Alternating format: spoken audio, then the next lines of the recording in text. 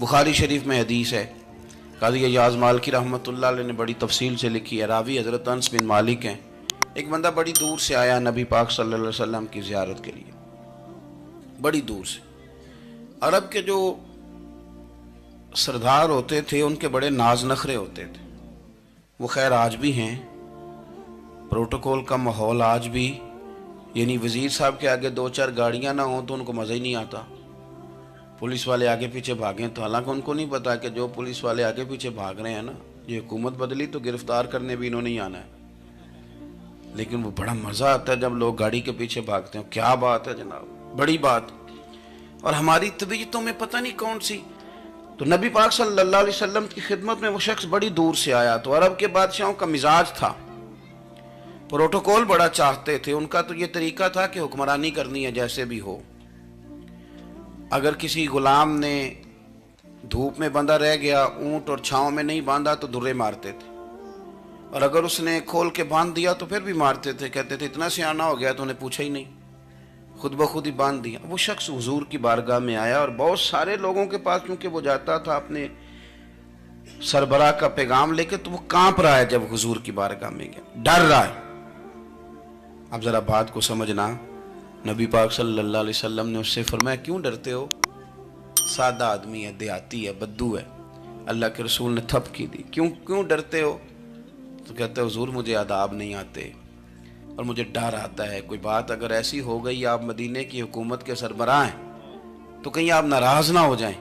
حضرت انس بن مالک فرماتے ہیں بات کہاں کی تھی، پہنچ کہاں گئی؟ جب اس نے یہ کہا نا کہ آپ تو حکومت کے سربراہ ہیں، کہیں کوئی غلطی نہ مجھ سے ہو جائے، تو نبی پاک کی آنکھوں میں آنسو آ گئے، حضور رونے لگے، اور نبی پاک صلی اللہ علیہ وسلم فرمانے لگے نہ بھائی، تو کسی حکومت کے سربراہ کے پاس نہیں آیا، نہ تو اس بیٹے کے پاس آیا ہے جس کی ماں گوشت کے خشک ٹکڑے کھا کے بھی گزارا کر لے گی۔ میں تو ایک غریب ماں کا بیٹا ہوں۔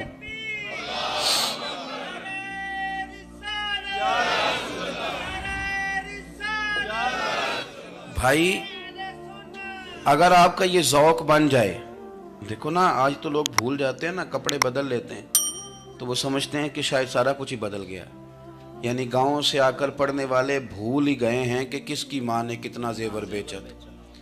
لوگ بھول جاتے ہیں چیزوں کو، اپنے ماضی کو یاد رکھیں، آپ لوگوں کے ساتھ پیار کریں، آپ لوگوں کو موقع دیں، آپ تھوڑی سی اور کوشش کریں اس شخص تک جانے کی جو آپ کو مایوس نظر آ رہا ہے، پریشان نظر آ رہا ہے۔ یہ ہمیں میلاد والے محبوب صلی اللہ علیہ وسلم نے درس دی۔ ایک اور پہلو، حضور سید عالم صلی اللہ علیہ وسلم نے، ہمارے ہاں نا ابھی بھی برادری کی تقسیم ہے، ابھی بھی، اور کچھ میں نے ایسے کمزور لوگ بھی دیکھے، یہ اس طرح کی حرکتیں ہارے ہوئے لوگ کرتے ہیں، ہارے ہوئے لوگ جو اپنے آپ کو سمجھتے ہیں کہ میں کوئی بڑا آدمی ہوں۔ بڑا آدمی تو اپنے اخلاق سے ہوتا ہے، اپنے کردار سے ہوتا ہے، اپنی سخاوت سے ہوتا ہے، لوگوں سے پیار کرنے سے ہوتا ہے۔ باقی یہ کہ بیٹھ کے کہانی سنانا کہ میں بڑا کچھ کرتا ہوں، تو جو کچھ کرتا ہوتا ہے اسے سنانے کی کوئی ضرورت ہے؟ ایک اور بہت سارے لوگ آپ تعزیت کرنے جائیں نا والد کے انتقال کے بعد، تو ان بیچاروں کو بتانا پڑتا ہے کہ ابا جی میرے بغیر دوائی نہیں کھاتے تھے۔ تو میں کہتا ہوں اگر تیرے بغیر نہیں کھاتے تھے پھر بتانے کی ضرورت نہیں، پھر تو سارے گاؤں کو پتا ہوگا کہ تیرے بغیر نہیں کھاتے تھے۔ اور اگر کوئی دال میں کالا ہے تو پھر تیری وضاحت کوئی بندہ قبول نہیں کرے گا، تو آپ کو بتانا کیوں پڑ رہا ہے؟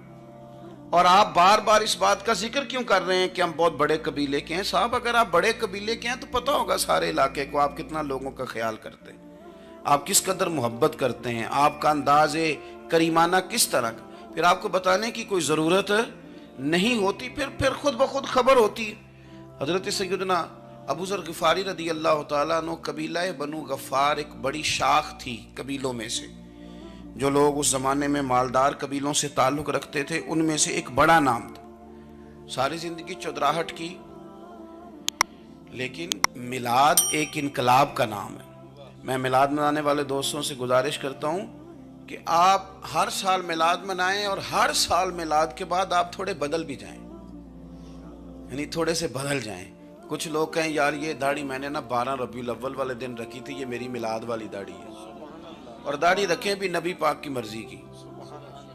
کس کی مرضی کی؟ نہ ناراض ہو جائے جی میں ٹور چلا، بس کس مرضی کی جی؟ اپنی مرضی کے نہیں۔ दाढ़ी का वज़न को नहीं होता कि पूरी मुट्ठी रखेंगे तो आपको कोई दिक्कत होगी, देखो कोई वज़न नहीं, पूरी रखें। जो हुजूर का तरीका है मुबारक है, जो हमें मिलता है, उस पर आप तवज्जो फरमाएं। तो मैं जो बात अर्ज करने जा रहा हूँ वो मिलाद इनकलाब है। हुजूर सैयद आलम सल्लल्लाहु अलैहि वसल्लम की बारगाह में आने से पहले लोग कुछ और होते थे, और यहाँ से होके जाते थे तो फिर उनमें तब्दीली आती थी। मैं सारा दिन करामतें सुनाऊँ ना किसी को अपने पीर साहब की, और अपने घर में भी कि मेरे हजरत बड़े, मेरे उस्ताद बड़े, लेकिन बीवी के साथ अगर मैं तुर्श लहजे में बात करूँगा तो वो कहेगी ऐ सिखाते ने तेनों पीर साहब। दोस्त कहेंगे ये सिखाते हैं आप। तो आपकी कहानियाँ नहीं चलती, आपका किरदार चलता है। हज़रत अबू ज़र ग़िफ़ारी रज़ी अल्लाह तआला अन्हु फरमाते हैं, चूँकि मैं चौधरी था, सैयदना बिलाल हबशी रज़ी अल्लाह तआला अन्हु के पास में बैठा था। किसी बात में बात आगे बढ़ी और बढ़ते बढ़ते बात शकरंजी तक चली गई। राय के इख्तलाफ ने बातों में तलखी पैदा कर दी, और जब थोड़े लफ्ज़ और तेज़ हुए तो मैंने उन्हें कह दिया, चुप कर, तू तो अबशन का बेटा है। किसके बेटे थे हज़रत बिलाल?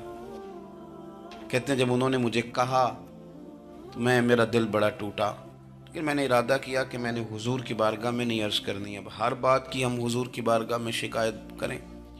लेकिन मैं जाके मस्जिद में बैठा, और जब सरकार आए ना, इरादा नहीं था कि अर्ज़ करूँगा, लेकिन हुजूर का चेहरा देखा तो दुख मेरा खुद ही ताज़ा हो गया। रोने का भी तो तब ही मज़ा आता है ना, कोई अपना मिले तो। फरमाते हैं कि मेरे आंसू ना बग़ैर इख्तियार के छलक पड़े, और मैं खुल के रोए, खुल के। कुर्बान जाऊं महबूब के, भी हुजूर ने पास नहीं बुलाया, बल्कि नबी पाक उठ के खुद मेरे पास आए और मुझे कंधों से पकड़ के सीने से लगाया, और जब मैं खुल के रो लिया तो हुजूर मेरे आंसू पूछने लगे।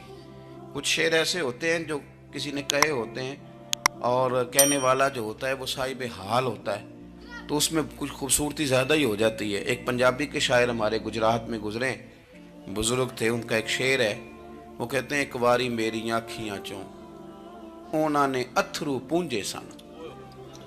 एक बारी मेरियां अखियां चों ਉਹਨਾਂ ਨੇ अथरू पूंजे सन, हुण ते चस्का पै गया रोने दा।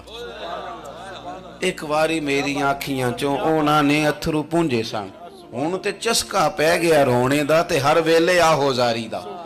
तो मैं रोज रोने लगा हूँ, मज़ा ही बड़ा आया है जब से महबूब ने चुप कराना शुरू किया मेरे अजीज।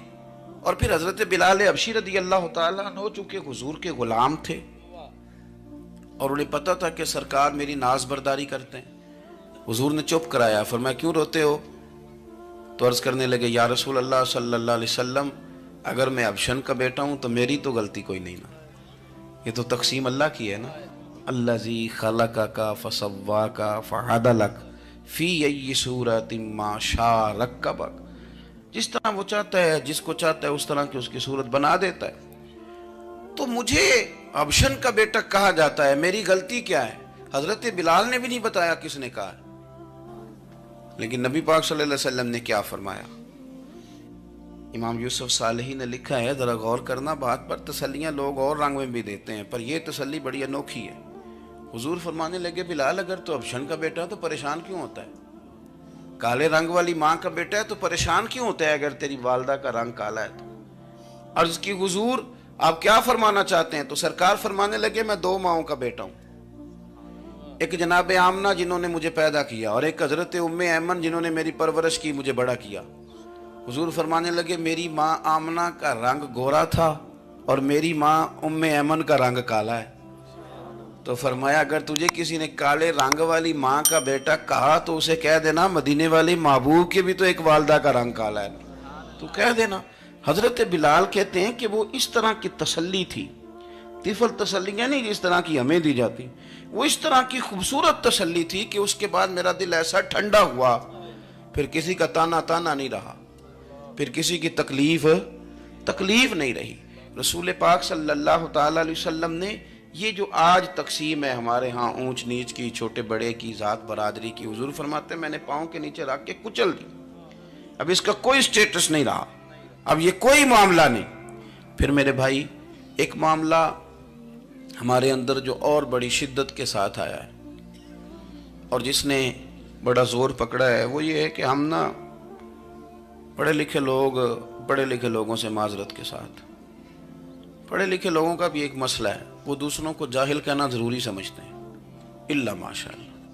میں اکثر کہتا ہوں کہ یہ تو آسان کام ہے نا، آپ نے کہہ دیا جائل نے جی سارے پنڈ والے، یہ تو بڑا آسان کام ہے، تو جان چھڑانے والی بات ہے۔ ان پڑھ ہیں جی اس قوم دا کچھ نہیں بن سکتا، بھی تو آسان کام ہے، جان چھوٹ گئی۔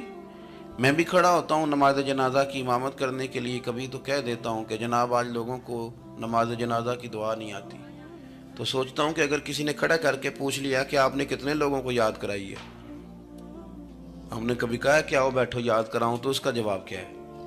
تنقید کرنا آسان کام ہے اور تعمیر کرنا یہ مشکل مرحلہ ہے۔ عزیز دوست، ہمارے ہاں نا ان پڑھ بندے کے ساتھ اور اس بندے کے ساتھ جس کی سوچیں محدود ہیں، ہمارا رویہ اتنا تلخ ہوتا ہے۔ بھئی مزہ تو تب آتا ہے نا جب آپ کو، کچھ لوگ کہتے ہیں میں اچھے کے ساتھ اچھا ہوں، تو اچھے کے ساتھ تو ساری دنیا اچھی ہوتی ہے، آپ نے اس میں کیا کمال کیا؟